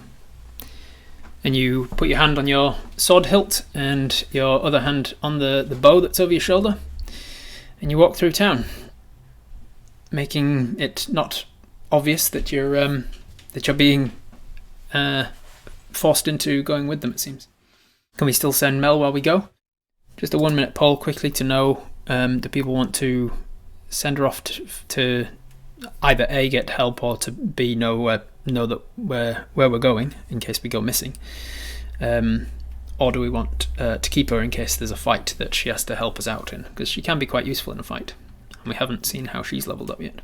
How far are we from the PEA? We're in the southeast of town, and they were about a 10-minute walk outside the south end of town, so she'd be able to fly there as the crow flies. In like, if she was rocketing, she's like really racing, she'd probably be able to get there in less than 5 minutes. Alright, 69%, nice of you, want to keep her in case you need it, in case you need her for a fight. So you keep her around. So you sort of signal to her to stay back a little, and she buzzes back. She's like, over this town, and she's gaining interest whenever she's going anywhere. People are like, oh, there's a giant bee, what the hell? So people are already aware of your presence in town, and you're not making a subtle or stealthy or inconspicuous journey through town. People are aware of you walking, and these guys aren't like grabbing you and frog marching you through town or whatever. They're just nearby as you're walking. And he says, this one here, and he gestures down an alleyway, and you can see that there's a wooden sign hanging perpendicular to the wall in this alleyway that goes into a back street entrance to a pub, it seems, because it's called the Cracked Mug. And the Cracked Mug has a picture of a cracked mug kind of on its side and ale spilling out of it. And there's a barrel outside of it that's filled with rainwater, it seems. And there's a drunk guy. It's like mid-morning, and there's already a drunk guy passed out, or maybe even unconscious, dead maybe, on the cobbles next to this barrel. Just someone who's obviously stumbled out of this bar and into the street and just not moved. He goes, this one here. And he kind of holds back, waiting for you to go down the alleyway first. There might be a few more cracked mugs by the time we leave. Yep. All right. So you're going down the alleyway. You head off down this alleyway with the three of them filing in behind you and kind of spreading out to fill the sort of 10-foot-ish width of the alleyway. You can see that it stretches on for a bit. You could potentially get to the other end of this alleyway before they did if you decided to run now, but you do have shorter legs than them, so they would catch up with you unless you used Misty Step to sort of increase your speed like you did the other day. And you can hear Mel buzzing. She goes up and over the ceilings of the rooftops, and then she's buzzing over the top of the alleyway as you get to the Cracked Mug. And as you get to the Cracked Mug and turn to go inside, there's like a little inlet bit before the actual door, and standing in that inlet is a large human fella. He's got darker skin and huge muscles to him. It looks like he works out every minute of the day. He's got short black hair and a bit of just a goatee without the mustache. And he says, "Password." And then as you sort of step up, you're like, I don't know that. And then the other three walk behind and say, Regicide. And he goes, right? And he steps aside and opens the door, and you walk in, all four of you. And then the door closes behind you. There's some music playing inside. It seems like there's a live band playing in the corner. There's a 3-piece band, and it's quite a lively atmosphere. It's not completely rowdy. Like, not every table is in use. Probably only about a third of them are actually in use. But that said, it means, given the size of this place, there's probably around 20 or so people in here. And as they walk in behind you, you have a look around the place. It looks like a low-end bar. It looks like the sort of place where a man called the Fiend might operate a mugging business from. Are there any windows we can look outside through? So the window of the building that you're in is sort of sandwiched between two other buildings, one of which was entered to from the main street, and the other one is from the previous street, and you have to be accessed down through the alleyway to get to it. So there's no windows into either side of it. There's one window on the front next to the doorway that you came through, and no windows at the back, because seemingly it's like part of a terrace. Take a look at the people inside, trying to remember the faces of all of them. You can try your best. I'll give you an intelligence check right here in the moment. Well, I'll give you an investigation check. 15 plus investigation of 3, 18. 18 to sort of investigate the faces and try and commit them to memory as much as you can. You probably recognise with that one face of a guy that you saw in the Peak Dining restaurant the other day when you went on a date with Sam. You saw this guy, and this guy was the one that stumbled into some bins while he was stalking you on the way home. You see him in there, who kind of double takes and smiles, and then kind of turns back to his drink. The guy behind you sort of like shoves you to the back shoulder, and at this point you realise that you've been forced inside, and Mel wasn't able to swoop down and into the building with you. So you've been forced inside, and Mel is outside. You hope that Mel is smart enough to tell somebody where you are, or to help, or to stand outside until you need the help or something. You hope that she does something to help, to assist. The guy kind of shoves you to the shoulder and says, "Over there," and points to the back corner on the right. And as you point, Mel's never smart enough. No, she's not got a high intelligence. She's a giant bee. He says, "Over there," and he as he kind of shoves you on the shoulder, he also grabs the bow and says, "Take this off. What are you going to do?" You're now inside a tavern with about 20 people around. The guy who's forcing you over to the back corner has grabbed your bow and said, "Take it off." "That's a negative, Chief." "All right." So you say, "No, I don't think I will." And the other two sort of step up, and now they're flanking you. All three of them have sort of surrounded you, and you're still in the doorway of this tavern. He says, "It wasn't a request. Take it off. I came here peacefully. I won't be starting anything if you don't. I could have, if I wanted to fight you, I would have been better doing it out there, wouldn't I? I'm not going to shoot a bow in a bar." And he says, "Yeah, well, you won't mind taking it off then?" You say, "I'm not taking it off. It's my bow. I'm keeping it on me. If I wanted to fight him, I'd have waited outside or something, wouldn't I?" And he goes, "Take it off or lose it." And he grabs it with both hands. And just as he does this, there's a voice from the back corner. "That's enough, Gary. Leave him be." And you look over and you see there's a fella sitting in the corner, a halfling, a hobbit fella. "He's got weapons on him." Says, "I can see that. I'm not an idiot." "I didn't mean you were an idiot, Fiend. I'm sorry." He goes, "No, I can see that. I just, I don't think there'll be a problem. Come on over, fella." And lifts his hand up and waves. And these three sort of part from you.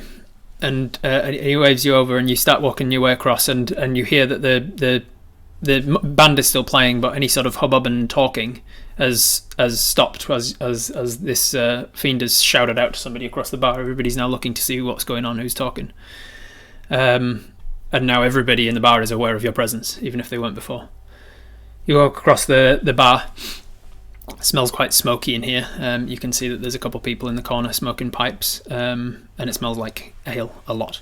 Doesn't matter that it's Doesn't matter that it's the middle of the morning. It seems like there's a few people drinking with their early lunches. As you approach this hobbit fella, you can see that he's sitting down with his legs kind of dangling off the chair beneath him, beneath the table.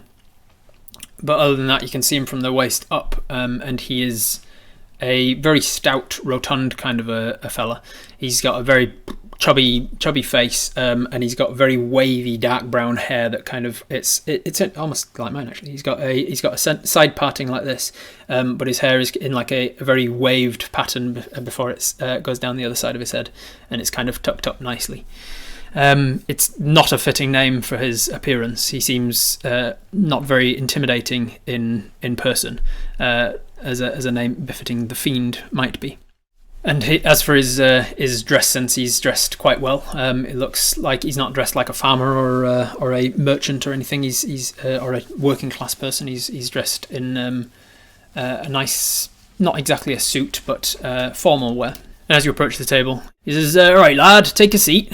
And you say, "I'm not a lad." You say, "Oh, I'm sorry, lass." And you say, "I'm not a lass neither." "Well then, whatever the fuck you are, take a seat." There's a seat opposite him at the table. Do you sit down? Use primeval awareness for fiends in the bar. We actually could do. Is anybody else wanting to use this primeval awareness to look for fiends, or do we just are we going to leave that? Because it will be, as I've described it before, it is a visual effect that you have to actually go into something to actually do it. It's not like an instant just in your head thing. Hunter's Mark, again, it's a very visual thing that you do. You would be visibly casting a spell on him, which would almost definitely kick off a fight. Let's not waste the spell slot. We're just here to talk, that's all. Don't want to aggro them. Alright, so you sit down opposite. You see that he's eating a sandwich. He's about halfway through one half of his like big Docker's butty kind of like it's got like large crispy lettuce in it and a big slab of meat in the centre, like a big ham sandwich with some a chunk of cheese in there. It's got some sort of mustard from it you can smell. And he puts the rest of his sandwich down and he goes, "Right, what can I get you to drink, Mr. Mrs. whatever you are?" Ask if he's going to finish that. Ale. Ale it is. One ale for, what's your name? Gary. should we like Gary? Apis, fake name. I think this is going to use, this is going to be a poll, a real quick 1 minute poll. Do we use real name? Alright, 56% of Apis decides not to give the real name. So are we going to tell them Gary, or are we going to tell them something else? What's your name? Bobby. Bobby. A few people said Bobby. See, Bobby. See, right, Bobby. I want a deception check from you to see how well you quickly think in the moment for a name, and whether it becomes obvious on your face that you're stalling to think of a name. 3! A 3 on deception. Do you want to re-roll that with your lucky horseshoe or inspiration, or are you going to go with a total of 4? Most people saying no, don't bother re-rolling. He goes, "What's your name?" And you go, "Bobby." And he goes, "Right, you are, Bobby. Well, I'm the fiend. Let's keep it at that, shall we?" So I heard, and don't worry, you can take your hand off your sword. I'm not here to hurt you. If I was, well, I'm not here to hurt you. I'm not in the hurting people game. You wouldn't be any use to me if you were dead, or crippled, or horribly maimed, or burned alive, or drowned, poisoned, strangled, decapitated. You wouldn't be any use to me if you were any of those things. So, anyway, you can rest easy. I'm not going to poison the ale either. And as the ale arrives and you kind of looked at it, he grabbed it before it was even set down. Took a swig and then placed it down in front of you. "I'm just interested in your abilities. My man Gary there says that he tried to have a little conversation with you last night and you ran. And not only did you run, but you disappeared. Cloud of smoke. and then you disappeared into the darkness. Seems like you might be a powerful fella, or fell-s, or whatever you are. So, I just wanted to meet you, that's all. Just wanted to get to know you. Who you are. Who is Bobby? What are you doing in this town? What can you tell me?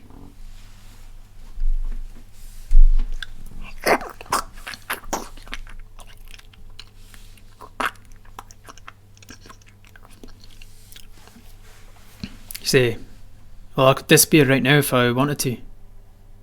Well then, there's no reason to be afraid, is there? I'm just passing through. I'm a ranger. That's what rangers do. Ranger, eh? You work for the PEA? Hunting monsters for the moment. Alright. You see, I'm sorry if we've got off on the wrong foot, is all. I just recognise talent when I see it. And if you've got talent, I've got gold. And you may notice I'm not exactly fiendish in appearance. But you see, reputation is more important than appearance. And around town, I'm known as the Fiend for a good reason. What do you know about fiends? 7 plus your plane of knowledge, which would be a nature probably, maybe arcana, either way it's a +3. So 10. You don't know a great deal about fiends, you just know that they're denizens of the lower planes of existence, and they're devils and demons and things. What do you know about fiends? I know enough to get by every time I encounter them. Right. The thing about fiends is they're powerful, and they can make you powerful if you treat them right. That's where I got the name, you see. People who treat me right, I treat them right.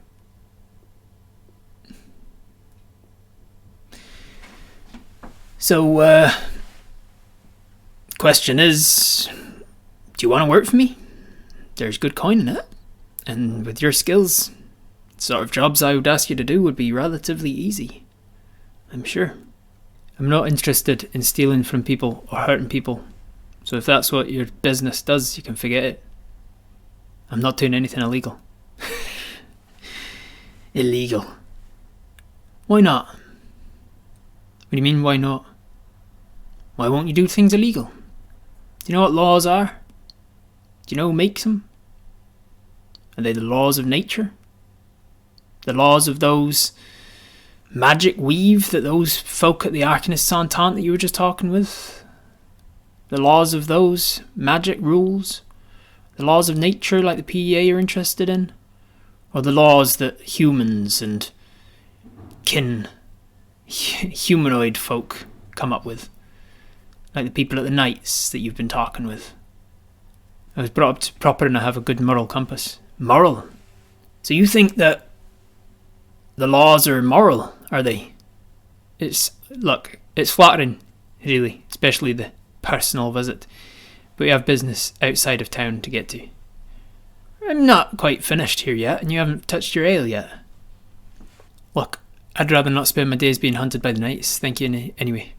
It's just less trouble when you're just following the rules. That's all I'm interested in. Following the rules. Right you are. Well, it seems like you're not interested in joining, and can't say further than that. Just wanted to offer you that option. I tell you what though, not a lot of people around this town get to see my face. So if you're not interested in joining, why don't we take a little insurance, just to say that you're going to keep our little meeting here to yourself. Let's say that bag on your hip, and he sort of nods down to your coin purse. Says, let's say you give me a little insurance to say that you're going to keep your mouth shut, and I let you live. I mean, leave, of course. Slip of the tongue. Will my insurance be refunded? He says, consider it a non-refundable deposit, if that makes it easier. For the pleasure of having met the fiend in person. How about you let me leave, and I let you carry on with your business? I empty the pouch and hand him the pouch while keeping the contents. The majority of our gold's at the river anyway, yes. So you can see down in the thing there, it says you've got 8 gold pieces, 9 silver pieces, and 2 copper on you. And you've got stashed away somewhere else, you've got 49 gold pieces. So if you give him your money, you'd be giving him 8 gold and 9 silver, but you'd still have the 49 gold pieces, it's just not on you. Look, some pleasures are beyond price, so I won't pay for this one. I'm not interested in you or what you do. Are we aggressing him, ads? Say,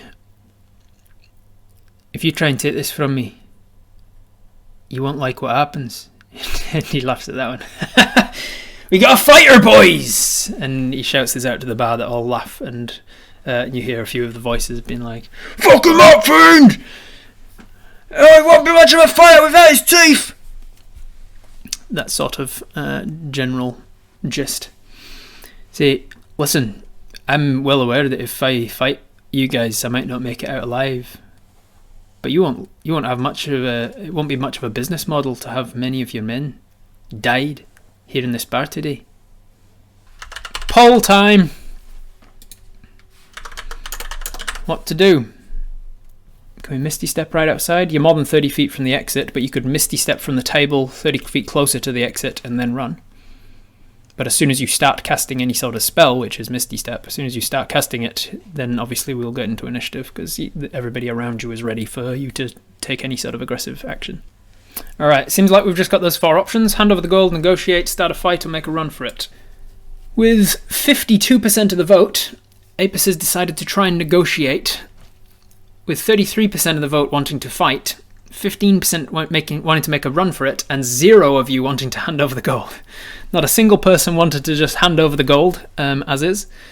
The majority of you wanted to negotiate, so you try that. I'm going to roll a persuasion check to see how this will go, and then we can act it out as needed. Oops, good catch. A 10. A 10 plus our charisma for persuasion is 11. Do we want to re-roll that with inspiration or lucky horseshoe? We have 2 re-rolls per day. One with inspiration, one with the lucky horseshoe.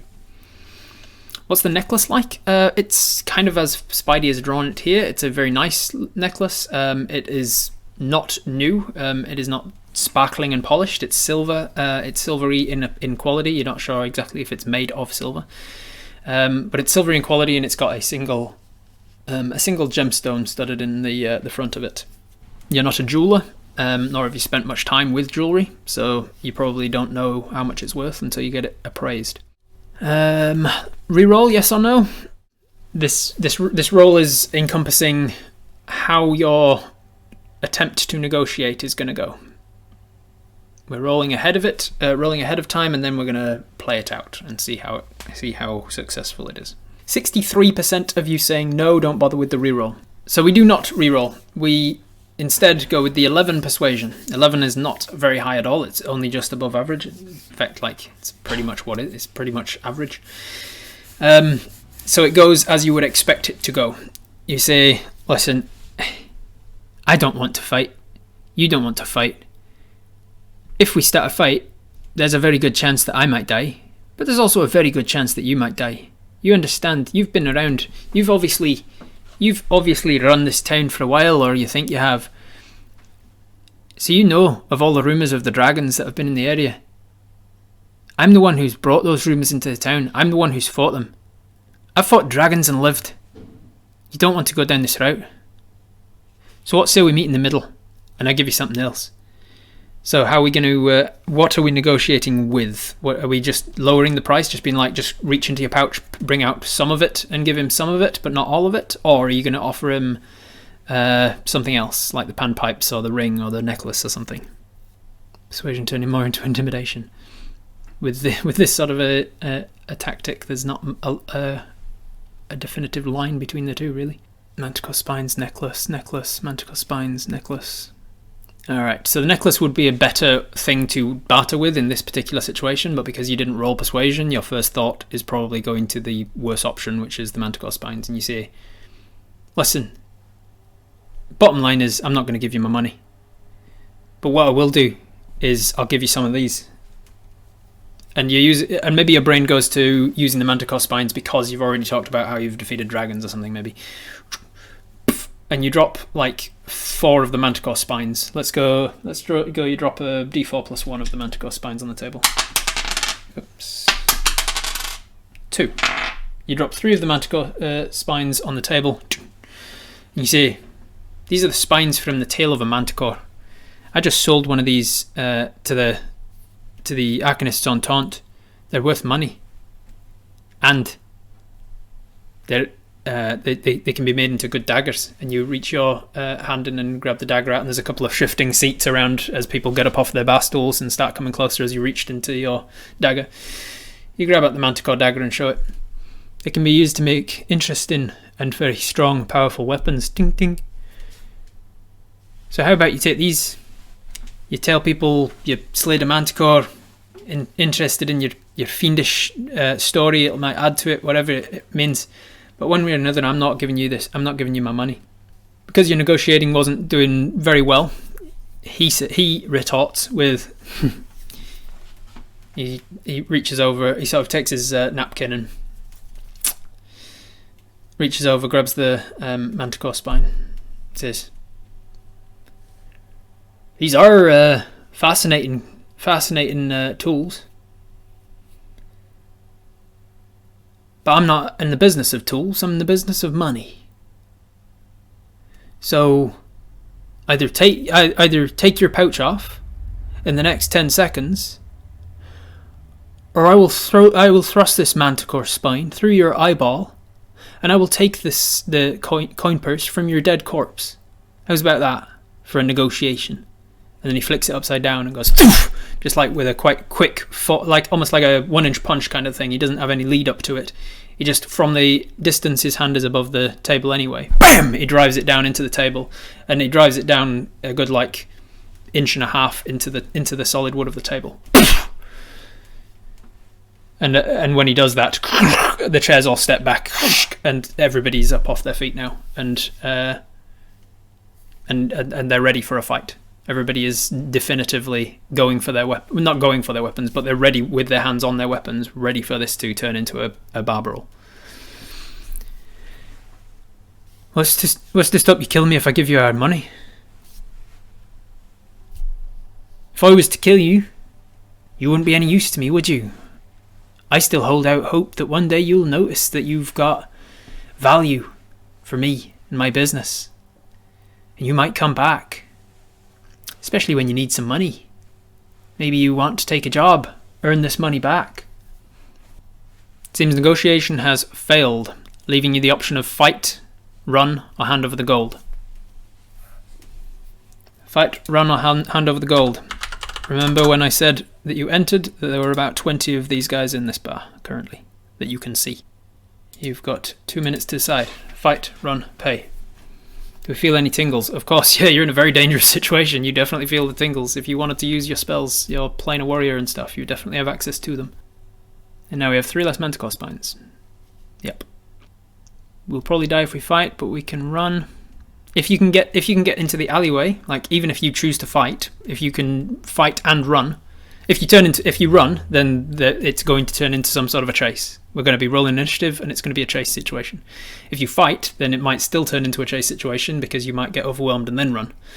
It's up to you. Depends. If you can fight and get the initiative, then maybe you can take out the fiend. Run and fight seem to be synonymous. Not quite, because run means you start the fight by running. Fight means you start the fight by doing something more aggressive to them. Alright, most people, 15 votes wanted to run, but they did not get the majority. So we're going to drop off fight, which was the lowest choice, and we've got run or pay. 58% of the vote is choosing to pay. As you see the number of people around you, You feel the bile and the hatred, the anger, the furious anger rising up in your throat. But your life preservation, takes over your sense of injustice. You reach down to your pouch, you tear it off, and you hand him the coin purse. He smiles and says, "Good decision. I'm a man of my word. You can leave. Tell anyone that you've seen me, or where I am. I'll be taking that pretty bow too, and the sword, and the rope, and whatever's in that bag. Might even take that armour. Could do with some adjustment, but I could probably make it fit me. You understand? I will take everything you have, if you tell anyone where I am, or what we talked about here today." He takes the pouch you've given him, and he grabs it by the bottom and he tips it upside down, and he says, "You think about whether your life's worth 8 gold and a few silver. Gary, the door. You're gonna finish your ale? Chug it to keep the mug."